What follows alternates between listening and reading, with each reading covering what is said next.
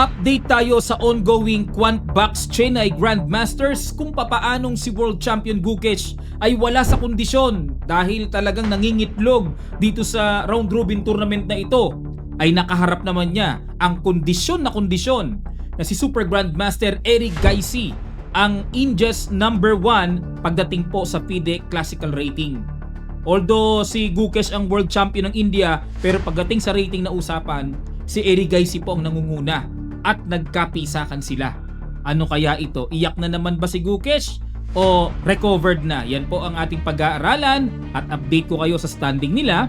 Pero bago yan ay sagutan muna natin ang puzzle na iniwan natin kahapon sa atin pong upload. Ito po yon. Congratulations sa mga kasagutan nyo po. Ayan, maraming salamat. Ito tira. Bishop takes bishop, queen takes, and bishop d4. Yan ang malakas.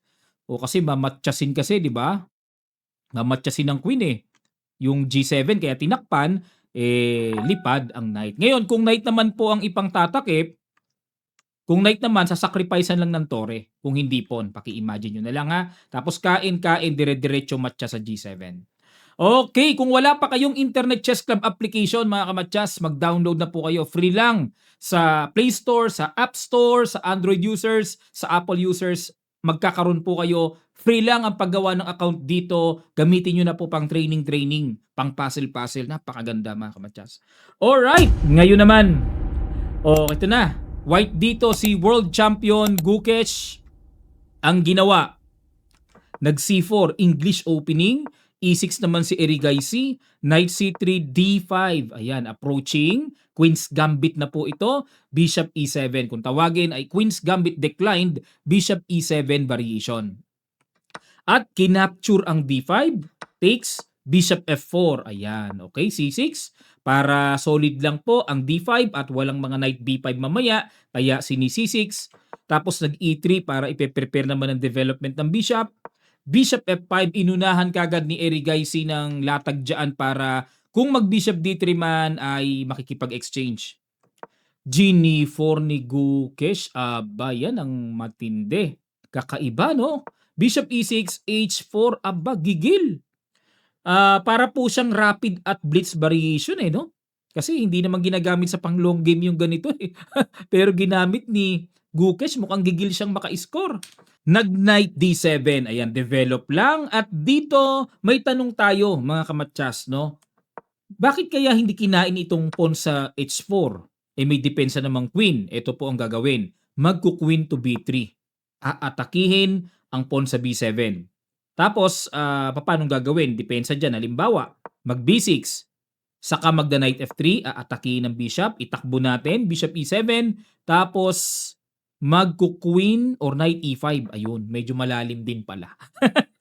Kala ko may dating kagad, pero malalim ano. Kumbaga, pinapakain talaga yung H-pawn para magkaroon mamaya ng malakas na atake ang tore sa H-file. Dahil nawala na po yung harang sa H-file, aatakihin ng tore yan. Okay? Mape-pressure ang black dyan. Kaya, hindi po kinakain talaga yan eh. Nag-knight D7, develop lang, knight H3. Saan naman dadaan to? Kakaiba. Queen B6, inatake ang pawn B2. Rook B1 depensa. Kinain na po yung H4. Ay, yung pinatulan na talaga. Pinasok na ni Gukesh, ni Eric Gaisi. Yan, pareho kasing Indian. Nalilito ko. G5, ayun pala ang plano ni Gukesh, no? Para hindi na makababa. Lalabas, kukulungin tong bishop. Ang nakikita ko po dito, pangkulong, ay yung gagapang na queen dun sa H5 para atakihin ang bishop H4. Knight E7. Knight G1, atake sa bishop. Knight G6. Okay, depensa. Kailangang i-rescue yan. At nag-knight F3. Naku, parang kulong kagad Bishop G4. Grabe, kompleto ang pang-rescue dito ni Eric Gaisi. Parang naka 911, kompleto sa equipments. Bishop G4, Bishop H3. Hamon sa bishop. Sinuportahan lang. Okay. Kinain. Kala ko yen pasan capture yun eh. Kinain. Ganun lang ang naisip. Okay, para bawiin yung pawn sa G4. Okay, kitang-kita kaya po nag-exchange lang si Gukesh para mabawi niya yung pawn sa G4. Tapos nag-knight G6, bishop G3. Yan, para ingatan naman na huwag basta-basta ma-exchange. Knight F8. Ayan. Yan po napansin ko sa laro ni Erigaisi. Ang galing niya sa mga positional play, yung mga maneuver, yan ang power ni Erigaisi na napansin ko sa style niya. Ang galing dyan, oh, sa mga paikot-ikot, yung gaganon. King F1, ayan. Gusto dito ni Gukesh na ilagay ang king niya sa G2 para na rin nakapag-castling, no? Parang nakapag-artificial castling na rin pag nandito na yung king. Knight E7. Ano plano ng Knight E7? Mukhang itong isang knight ang lalagay dyan. Malalim tong Knight E7, ah. King G2, nako, ito na. Ito na, isa pang nakikita ko dyan pang atake. Knight E6. Knight E2 muna. Mukhang sasalubungin sa F4, exchange. G6, para magda-Knight F5 na. Rook H1, ayun. Pinakain na talagang sadya ni Gukesh ang pawn niya sa B2 para makapag-create ng pressure. Kinain pa rin talaga ni Erigaisi at dyan ay kitang-kita sa evaluation bar. Nagkakamali siya dyan. Siguradong sigurado yan. Kasi tingnan niyo po, hindi nagsisinungaling ang stockfish eh. Malupites yan. Pag yan talaga yan, yan talaga yan. Lamang na kagad dito si Gukesh. Rook H8 check, humarang. Bishop D6. Ayan, another strong move. Naku, patay na patay kagad ang posisyon ni Erigaisi. Rook D8 para atakin ng bishop. Bishop C7. Atake muna. Rook C8. Bishop D6 ulit. Rook D8 ulit. Bishop C7. Rook C8. Iniba ni Gukesh. Ayun, iniba niya po. Bakit ba? Ano ba talaga ang tamang tira? Okay. Tama yung Bishop E5. Pero Bishop F4 ang number 1 move dito ng computer. Kumbaga kaya ganyan kalaki po ang lamang ng evaluation bar kasi wala delikado yung king talaga nasa gitna tapos yung knight. Naku, delikado talaga yan, ganyang itsura. Bishop E5, Knight F5 dito. At anong tira dapat? Bishop G7. Ayun! Bumaba ang evaluation bar, yun lang. Ito po kasi Bishop G7 ni World Champion, pag kinain kasi, kitang-kita na may kain dun sa Rook C8. Pero ang tama pala na dapat matumbukan, mahirap makita. Pero ito po excellent Bishop F4 lang. Yan pala. Okay, gets ko na para Knight G3. Ito next Knight G3 Kumbaga, yung Knight, pag Knight G3, hindi makakain kasi may bitin dun sa torre sa C8. Yun, oo, malakas to. Kasi hindi po basta-basta makaganito. May todas yan. Kain, Hindi makakakain kasi nakapin. Queenless yan. Yun. May mga silent na nakatagong ganyan dapat nakikita natin, mga kamatyas, no? Balik tayo, kaso nag-Bishop G7, King E7, umangat lang para force naman, madepensahan ang knight. Bishop F6 check, King D6. This time nakuha na ni Erigaisi ang tamang depensa. Syempre hindi na siya tatakbo doon. Kasi may Knight J3 coming na mamaya, no? Hindi pa pala pwede kasi may kain. So, ibig sabihin, kung doon kasi, mapapako pa rin ang knight. Delikado kung babalik siya. So, nakita na yung tamang tira ng king. Bishop E5 check, King E7. Aba! Bishop F6, King D6. Tabla lang ang gusto ni Erigaisi, no? Tabla lang. Gumano na naman, talaga pinipilit ni Gukesh talaga.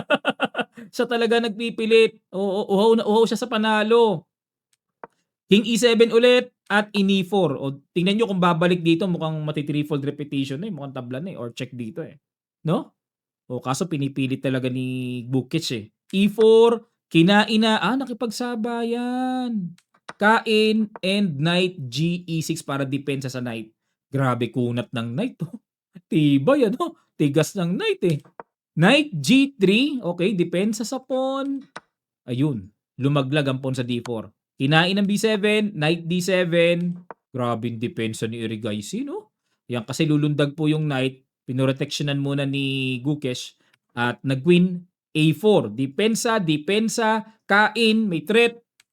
Nag-queen B2. At dito nag-D4, yun lang, nagka-pass pawn. F4 para mag-F5. D3. Queen D2. Knight C5. Grabe. Dito kayo makakakita mga kamatyas ng dalawang kabayo pero halos parang walang magawa ang tore sa kabayo. F5, atake, balagbag, kinain lang. Siyempre po, kung kakapture ng pawn, kuha yung tore. Knight talaga dapat ang ipang-capture. Nag-king D7 at Knight E3. Atras lang muna. Knight takes G5. Ubos ang pawns. Grabe, walang magawa tore ni Gukes, oh. Walang magawa. Grabe, Queen F2. Tingnan nyo, napakasulit. Grabe namang parang goma, no? Parang goma mga kabayo sa tibay, eh. Queen B2, King E6, Rook F4, C5. Eh, ito pa kasunod, oh. Walang mga check-check. Grabe depensa. Tatag dumipensa pala nito ni Erigaisi, no? A3, Queen C6. Ayun, siya naman ngayon ang sumipa-sipa. Queen B3 check, C4. Ah, ganun. Kinain, kain, sadyang bigay. And then King D5. Okay, malalim ang tirada ni Erigaisi, no? Inatake po yung knight. Knight B2, threat ang pawn, pinush. At nag-rook F5 check, ayun lang. Yun laing mga kamatsas. Oh, dito okay pa eh nung hindi pa chume-check eh. Oh, slightly better lang ang evaluation bar eh. Pero dapat makita niya ang move. Sandali lang po ha, pakita ko lang ang correct move. King F1 pala dapat. Oh, yan. Ah, didikit kagad dito. Oo, bibilisan. Bibilisan ng dikit. Oo nga no. Oh, kasi mangyari dito po sa idea ng check, King D4, gumanon ang layo ng king. Oh, underestimated dito ni Gukes yung mga lapit-lapit ng king ni Erigaisi. Knight D1 check, King C2, Knight E3 check, King D3, Knight D1 ulit, at dito nag King E2 naman. Calculated na ni Erigaisi ito. Kita na niya ito. Knight B2 and Knight F3 para walang Rook E5 na paparating. Grabe, bravo, no? Grabing endgame positional masterpieces ni Erigaisi. Ang galing. Nag-king. Bakit pumunta? Ah, kasi may check dito, sabay ganon. Okay, kasi po kung kakainin po ito mga kamatsas, may knight E1 check na, at halimbawa mag-king H3, may knight D3. Yan kagad ang plano para paalisin yung knight na nagbabantay sa pawn promotion. Ngayon, kung kakainin yan, hindi pala, hindi na kainin, D1 na. Oo, wag na palang pansinin kasi makaka-check pa dun eh. May D1 queen, game over na. Okay? Basta naka-queen na yan, wala na yan. Napakalakas niyan. O, balik tayo. Pero nag-king H3 dito si Gukes at knight E1. Yun pa rin ang plano talaga. At nag-rook to D5 para pagka gumanon kakainin lang po ng tore. O, pero ang tanong, bakit kaya hindi nag-pin? Kasi po gagawin ng black is F5. Kita na ni Erigaisi yan. Sigurado po yun. Kita na niya yan. Na kapag kinain to, sabay knight to D3. Tama ba? Yes, kain, forsado. Rook check and king E2. Tapos halimbawa ilapit yung king. Ay, hindi pala. Pag nilapit kasi may double pa. Grabe. O, ito lang pala. O, sabay E1, D1. O, kain. Wala po yan. Lalapitan lang ng king ang pawn. Kukuhanin ito and then promote the other pawn. Okay? So, balik po tayo mga kamatsas. Ano? Kaya nag-rook D5 si Gukes pang abang sa talo ng knight. At nag-knight F2 check. King H2 and knight E D3. Iyakan time. Paano mo aawatin ngayon yan? Iyak. Knight A4 para pagka nag-queen, may knight C3, pero isa pang beautiful knight shot, knight E4 by Erigaisi. Ang galing naman. Dito ako nakakita ng finest knights na tore at kabayo ang kalaban, pero parang walang magawa ang tore. Galing ano. Itong knight E4 po to control the C3 coming, tapos magdi D1 queen na. Perfect strategic endgame maneuver, endgame positional play by Erigaisi. Parang napanood ko si Karpov, Petrosyan nung araw, Capablanca. Ganyan maglaro. Yung tipong parang dahan-dahan lang pero accurate. Kontrolado yung mga squares na po pwedeng umatake kalaban. Ganun si Petrosyan din noong araw, no, na binabasa ko po yung mga games nila, yung mga lumang libro.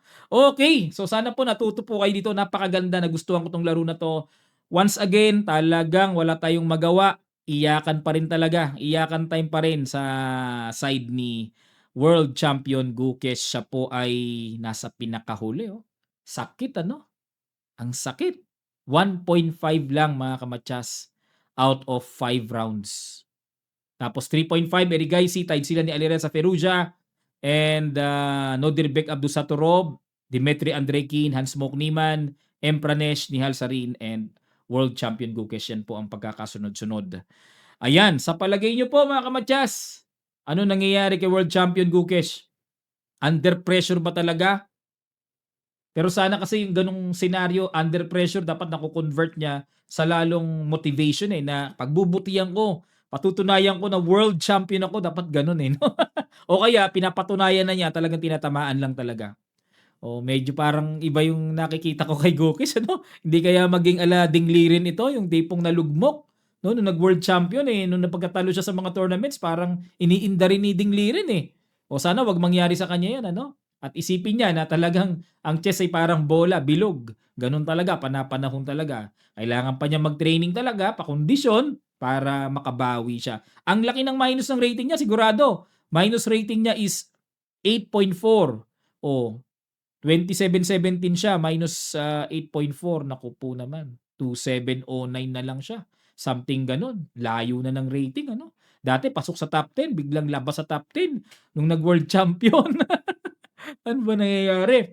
Pero ganun pa man, baka naman makuha ni World Champion Gukesh, ma-defend niya yung title niya against Sindarov. Ano sa palagay niyo mga kamatyas? Madedepensahan niya kaya ang titulo niya o kay Sindarov kayo as new to become a world champion? Ano po masasabi niyo?